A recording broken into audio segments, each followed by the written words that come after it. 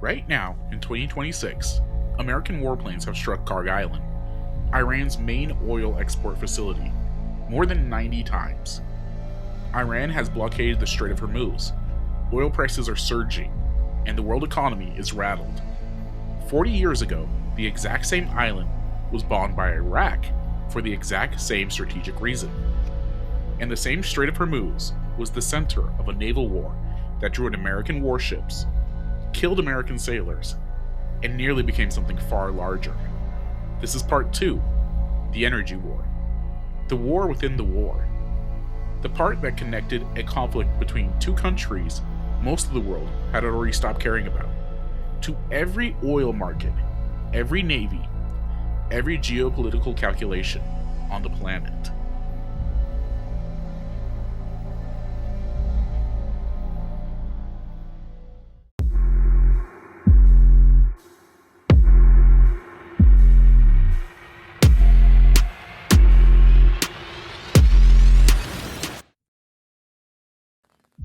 By 1982, the ground war had stalled, and both sides had arrived at the same cold conclusion.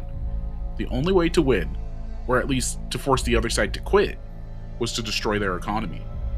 And the economy of both Iraq and Iran ran almost entirely on a single thing: oil.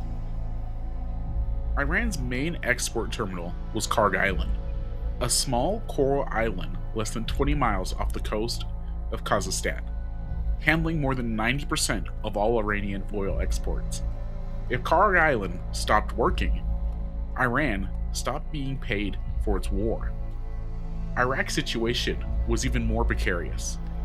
After the Battle of El Fah, Iraq was effectively landlocked, cut off from its own Gulf access by Iranian forces.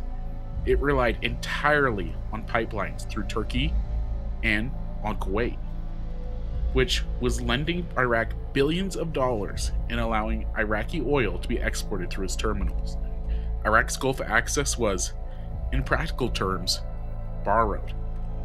In 1984, both sides acted on what they understood. Iraq started bombing Kharg Island, and the tanker war began.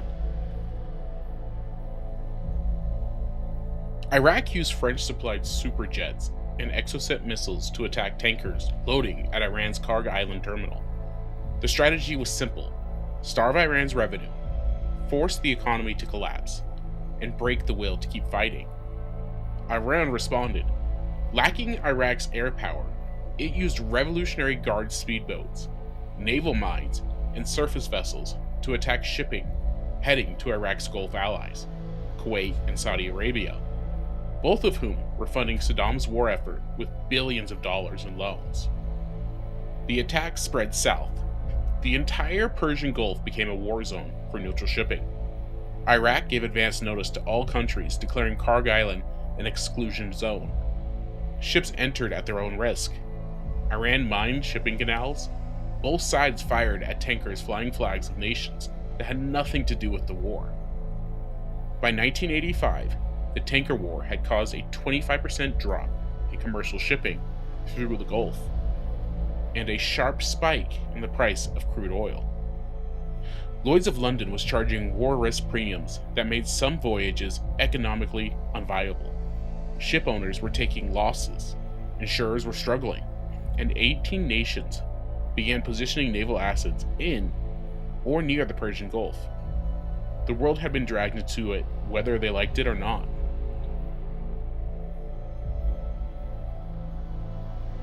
On the evening of May 17, 1987, the guided missile frigate USS Stark was on a routine patrol in the central Persian Gulf when an Iraqi warplane fired 2 Exocet missiles into it.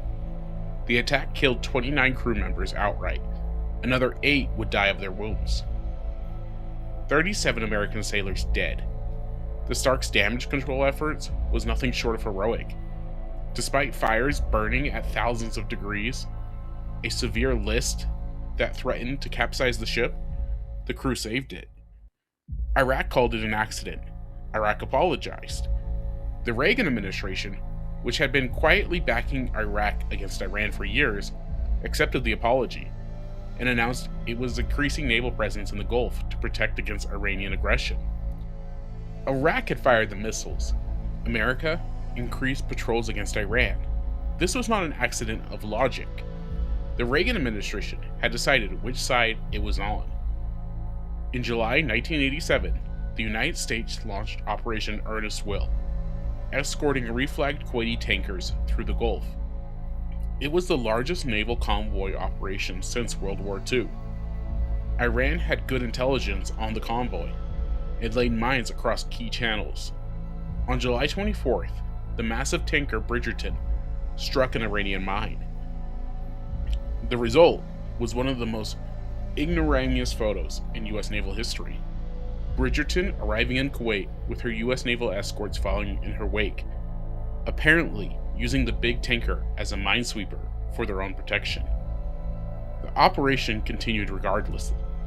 By the end of 1987, ships from 18 national navies were patrolling the Persian Gulf. The war between Iran and Iraq had become, quietly, a war between Iran and most of the Western world. On July 3, 1988, the USS Vincennes, an American guided missile cruiser operating in the Strait of Hormuz, locked radar on an aircraft and fired 2 surface-to-air missiles. The aircraft was Iran Flight 655, a commercial passenger jet, on a scheduled civilian route from Baghdad Abbas to Dubai. 290 people were on board. All of them died. The USS Vincennes had mistaken the passenger plane for a fighter jet. The crew's Aegis combat system had shown an ascending aircraft, which a commercial jet would be climbing after takeoff. But under the pressure of an ongoing skirmish with Iranian speedboats, the crew misread the data and fired. The United States expressed regret. It never officially apologized. The commanding officer of the Vincennes received a commendation medal upon his return home.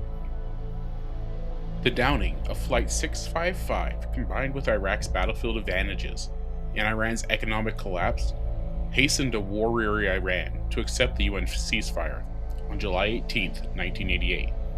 Khomeini said accepting it was like drinking poison. The war ended formally on August 20, 1988. The borders were exactly where they had been in 1980. No reparations, no territory changed, no victor.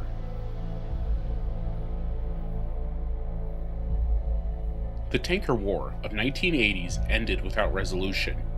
Iran never forgot that the United States had effectively entered the war on Iraq's side, escorting its allied ships, sharing intelligence with Baghdad, and then killing 290 Iranian civilians in a case of mistaken identity without even saying sorry. Iraq never forgot that Kuwait had funded its war, and 2 years after that ceasefire, invaded it, triggering the Gulf War. The Islamic Revolutionary Guard Corps Navy, the force that had used speedboats and mines to fight the world's greatest navies to a standstill in 1987 and 1988, spent the next 4 decades building something much more capable: submarines, anti-ship missiles, drone swarms. The lessons of the tanker war were studied and applied. In 2026, American warplanes are striking Kharg Island. Iran has mined and blockaded the Strait of Hormuz. The world's oil supply is again at risk. 18 nations again have naval assets in or near the Persian Gulf. The geography is identical. The strategic logic is identical. The stakes are identical. The only thing that has changed is the scale of the weapons. History did not repeat. It continued.